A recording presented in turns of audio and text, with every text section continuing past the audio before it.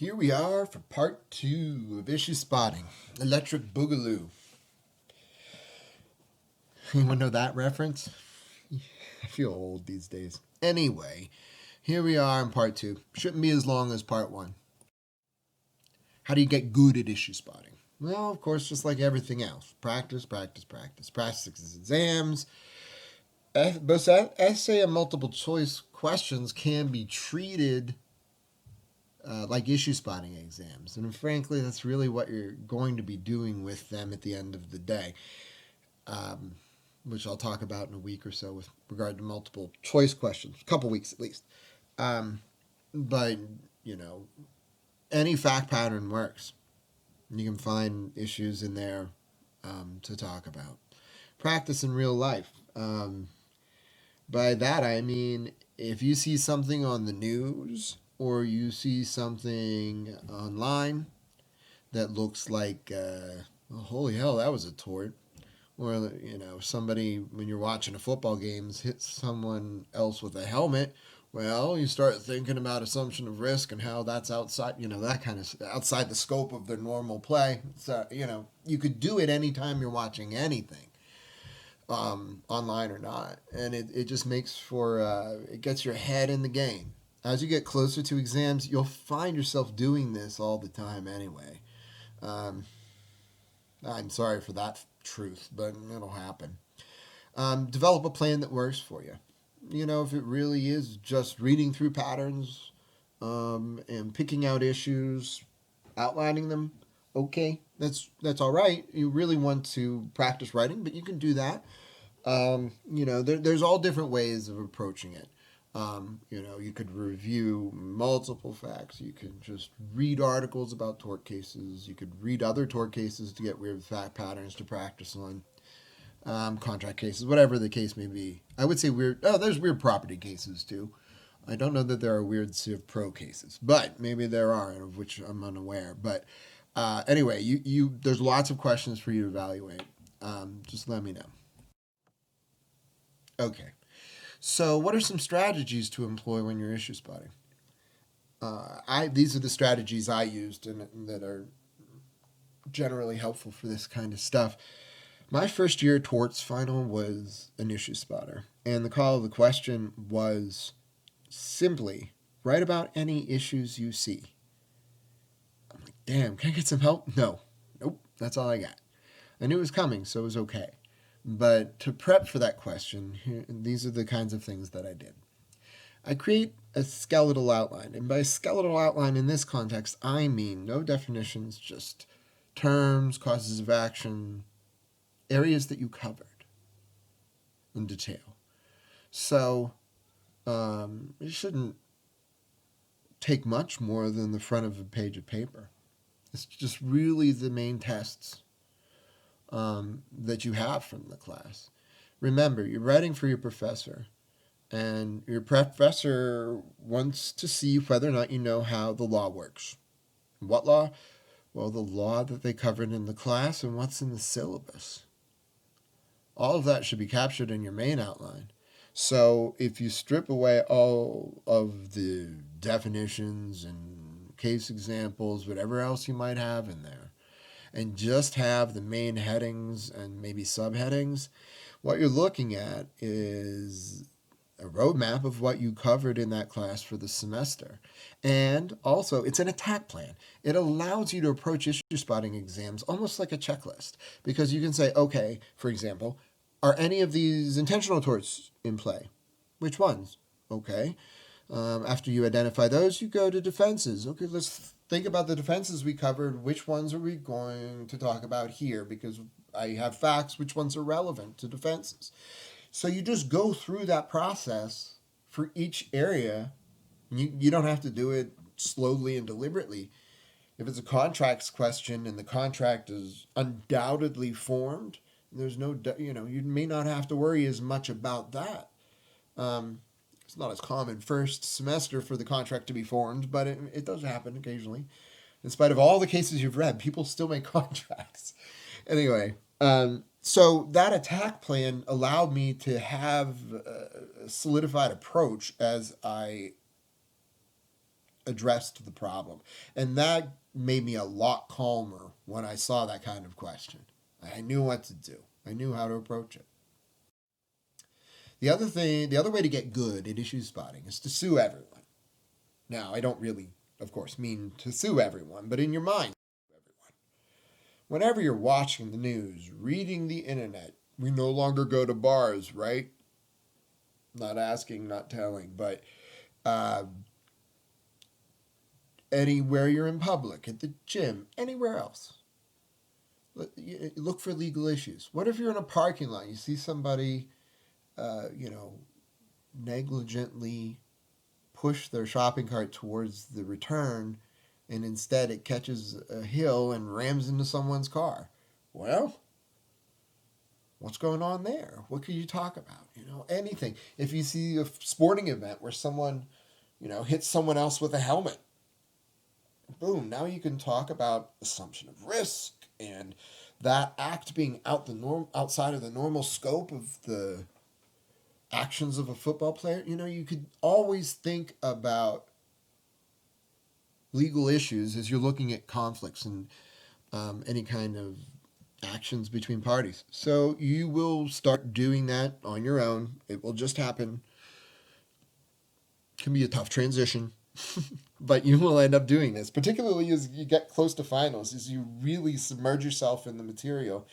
You just start thinking about it when you aren't looking at it, and it pops up in your thinking. Don't feel bad for yourself when that happens. Take advantage of it. Look at me, I'm thinking about law all the time. Well, that's okay. I mean, you're in law school after all, but take advantage of that. If your mind won't let it go, entertain your mind in that way. Okay, here's a brief example for you. Take us a bit, not a second, a bit, and read the fact pattern.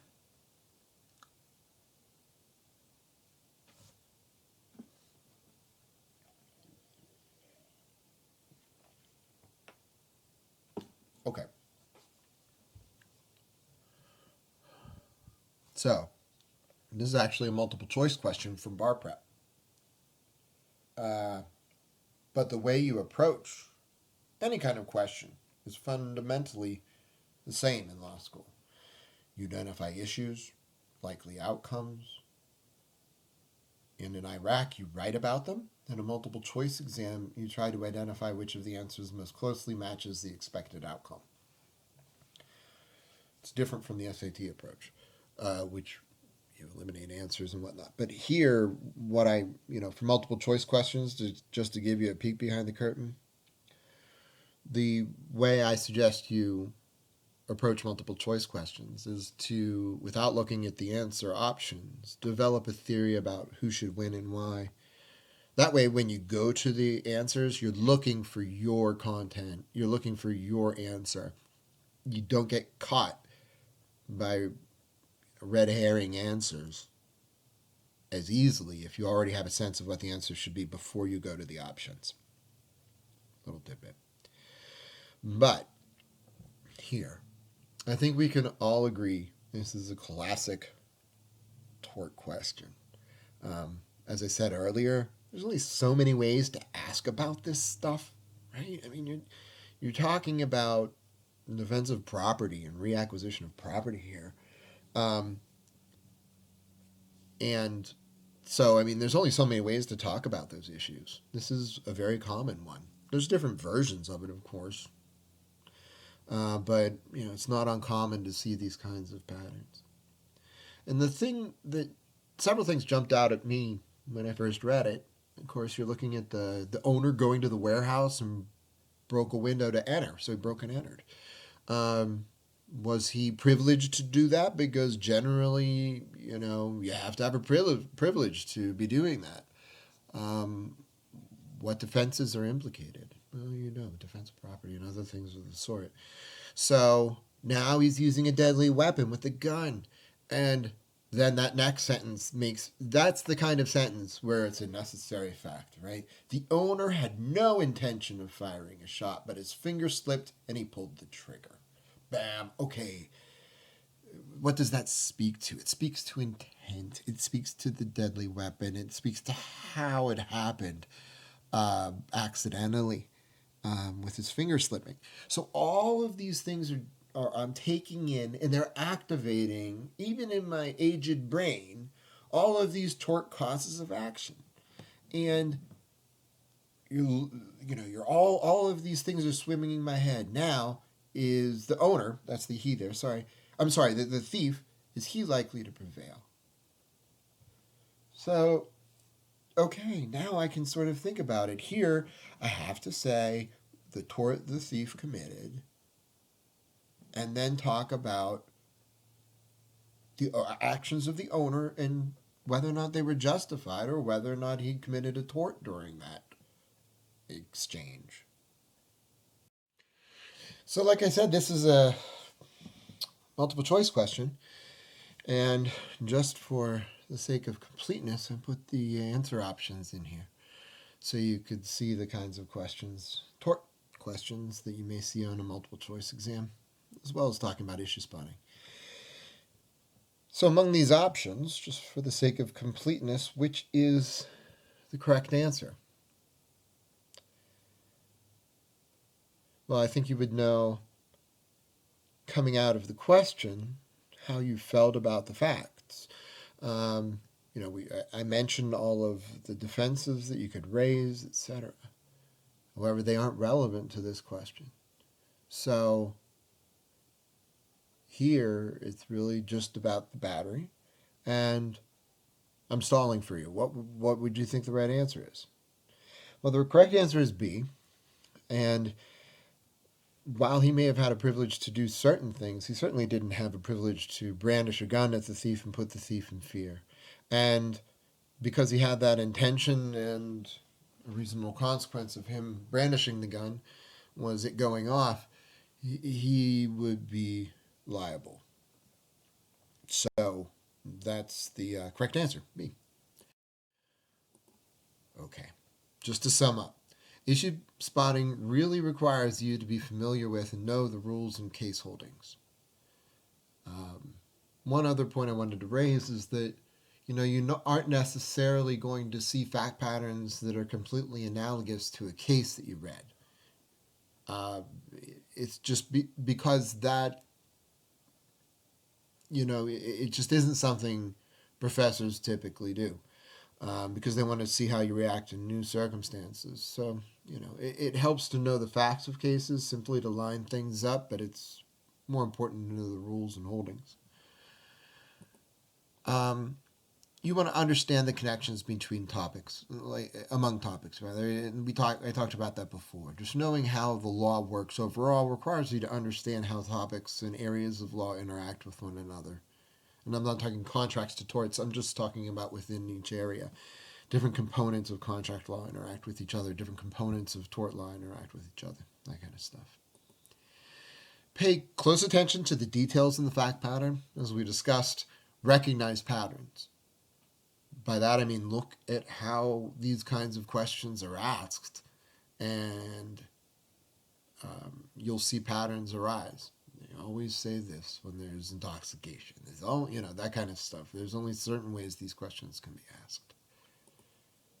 And finally, anticipate how those issues might appear on an exam. Go through the thought experiment of how you might write the question, how you would want to assess whether or not your students knew the material you taught them.